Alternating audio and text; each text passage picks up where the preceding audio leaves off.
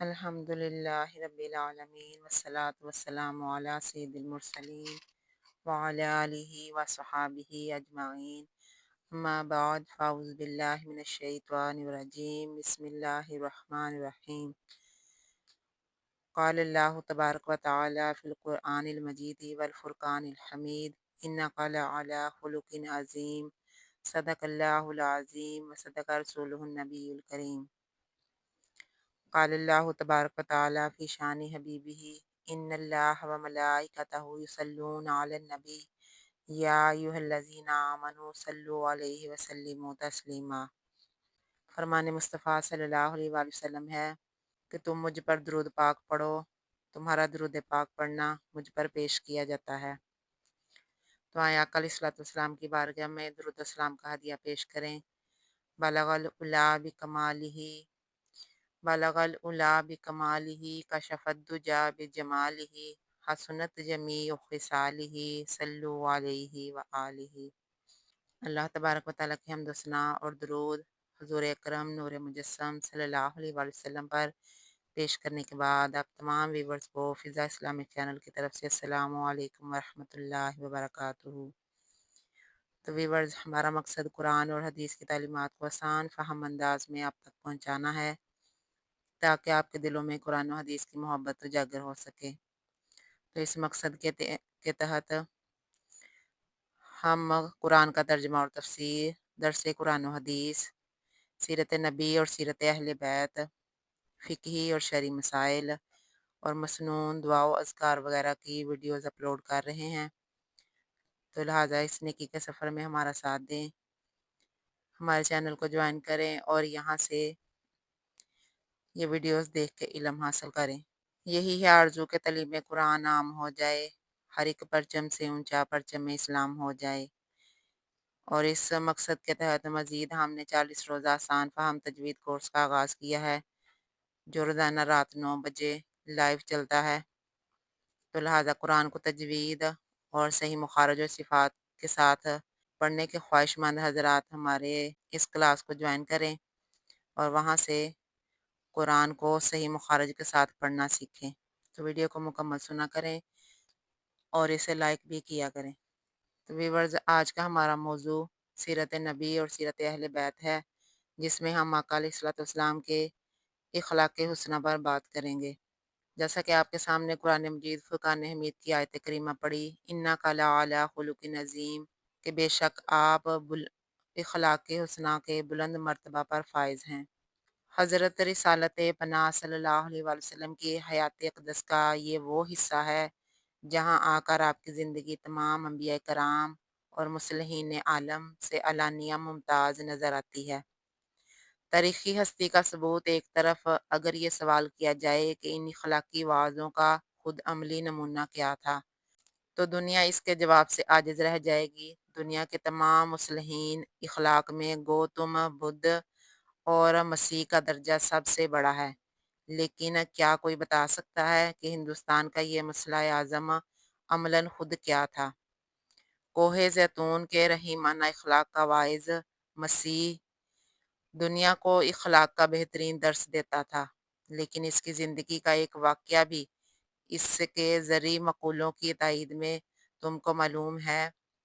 لیکن مکہ کا معلم امی پکار کر کہتا تھا، لما تقولون ما لا تفعلون، جو نہیں کرتے وہ کہتے کیوں ہو؟ وہ خود اپنی تعلیم کا آپ نمونہ تھا۔ انسانوں کے مجمع عام میں وہ جو کچھ کہتا تھا، گھر کے خلوت کدہ میں وہ اسی طرح نظر آتا تھا۔ اخلاق و عمل کا جو نقطہ وہ دوسروں کو سکھاتا تھا، وہ خود اس کا عملی پیکر بن جاتا تھا۔ بیوی سے بڑھ کر انسان کے اخلاق کا اور کون رازداں ہو سکتا ہے؟ چند صاحبوں نے حضرت عائشہ رضی اللہ تعالی عنہا سے درخواست کی، حضرت محمد صلی اللہ علیہ وآلہ وسلم کے اخلاق بیان کیجئے۔ تو انہوں نے پوچھا، کیا تم قرآن نہیں پڑھتے؟ انا خلق رسول اللہ کان القرآن، کیا آپ کا اخلاق ہمتن قرآن تھا؟ موجودہ صحائف آسمانی اپنے داعیوں کے بہترین اقوال کا مجموعہ ہے، لیکن کیا ان کا ایک حرف بھی اپنے مبلغین کے عمل کا مدعی ہے؟ قرآن مجید لاکھوں مخالفین اور اہل عناد کی بھیڑ میں अपने दाई हक की निस्बत गोया था, इन्नका लअला खुलुकिन अज़ीम, ए मोहम्मद सल्लल्लाहु अलैहि वसल्लम तुम इखलाक के बड़े दर्जा पर हो। बेदर्द नुक्ता चीन आज 1300 बरस के बाद आप सल्लल्लाहु अलैहि वसल्लम को संग दिल कहते हैं, लेकिन इस वक़्त जब ये सब कुछ हो रहा था, कुरान खुद दुश्मनों के मजमा में आपकी निस्बत क्या शहादत दे रहा था। सूरह आले इमरान में है, खुदा की अनायत से तुम इनसे बानरमी पेश आते हो। अगर तुम कहीं कज खलक और सख्त दिल होते तो ये लोग तुम्हारे आसपास से हट जाते। दूसरी जगह फरमाया गया सूरह तौबा में, लक़द जाअकुम रसूलुम मिन अनफुसिकुम अज़ीज़ुन अलैहि मा अनित्तुम हरीसुन अलैकुम बिल मुमिनीना रऊफ़ुर रहीम। तुम्हारे पास तुम में से खुद एक पैगंबर आया, इस पर तुम्हारी तकलीफ बहुत शाक गुजरती है, तुम्हारी भलाई का वो भूखा है, अहले ईमान पर नहायत नरम और मेहरबान है। मसला इखलाक की निस्बत एक बड़ी गलती ये की गई है कि सिर्फ रहम और उफ़्फ़त, तवाज़े और खाकसारी को पैगंबराना इखलाक का मज़हर करार दे दिया गया। हालांकि इखलाक वो चीज़ है जो ज़िंदगी की हर तय में और वाक़यात के हर पहलू में नुमायाँ होती है।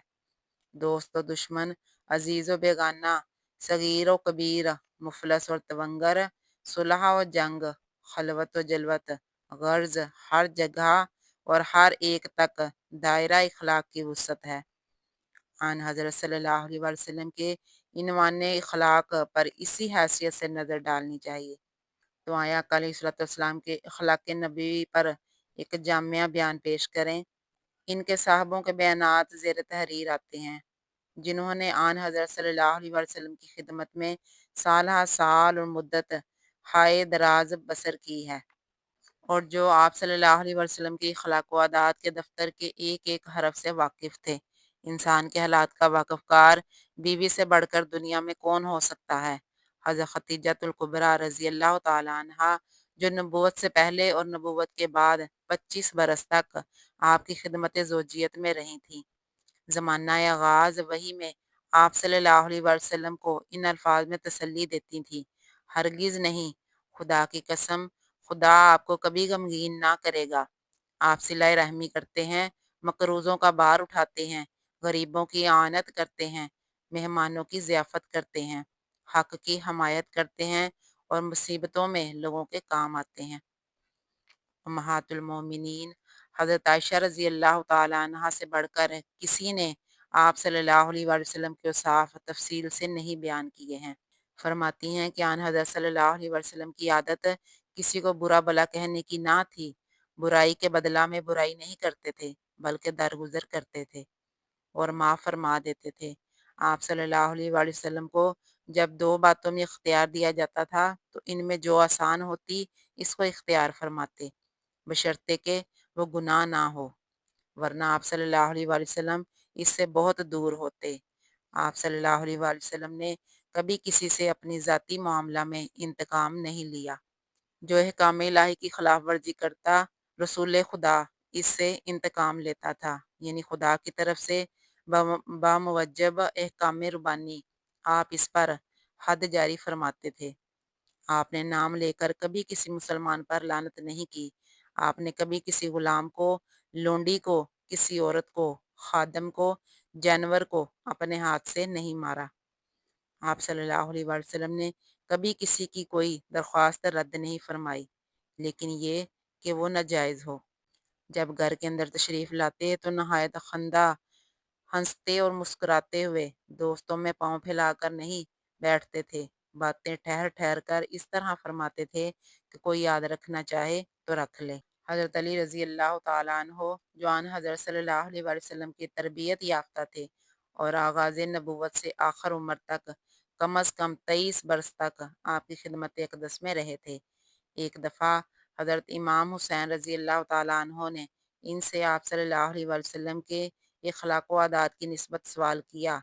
फरमाया, आप सल्लल्लाहु अलैहि वसल्लम खंदा जबी, नरम खो, मेहरबान तबा थे, सख्त मिजाज और तंग दिल ना थे, बात बात पर शोर नहीं करते थे, कोई बुरा कलमा मुंह से कभी नहीं निकालते थे, ऐब जो और तंगगीर ना थे, کوئی ایسی بات ہوتی جو آپ صلی اللہ علیہ وسلم کے ناپسند ہوتی تو اسے اغماض فرماتے، کوئی آپ صلی اللہ علیہ وسلم سے اس کی امید رکھتا تو نہ اس کو مایوس بناتے اور نامنظوری ظاہر فرماتے، یعنی صراحتاً انکار اور تردید نہیں کرتے تھے بلکہ خاموش رہتے تھے اور مزاج شناس آپ صلی اللہ علیہ وسلم کے تیور سے آپ صلی اللہ علیہ وسلم کا مقصد سمجھ جاتے تھے۔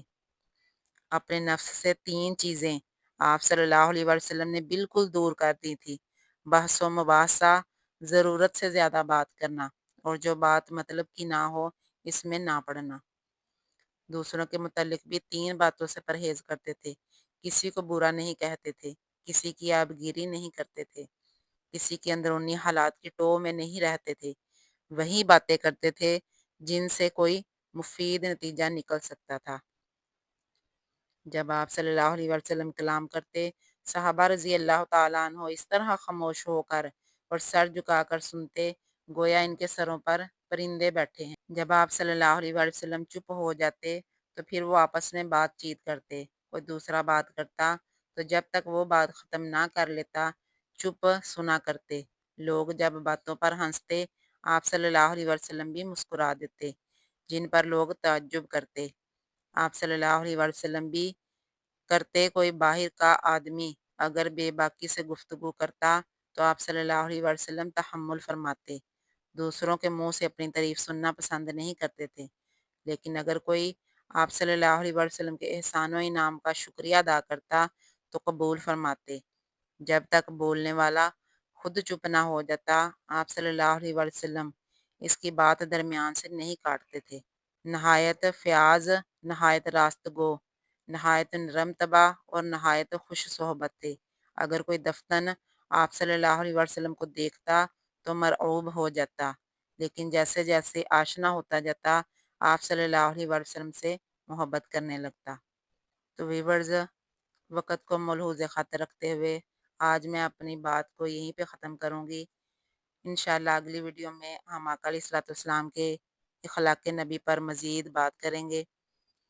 اللہ تبارک و تعالیٰ کے حضور دعا ہے کہ اللہ تعالیٰ ہم سب کو آقا علیہ الصلوۃ والسلام کے اسوہ حسنہ پر عمل کرنے کی توفیق عطا فرمائے اور آپ علیہ الصلوۃ والسلام کی سیرت کو اپناتے ہوئے اپنی زندگی گزارنے کی توفیق عطا فرمائے۔ وآخر دعوانا ان الحمد للہ رب العالمین۔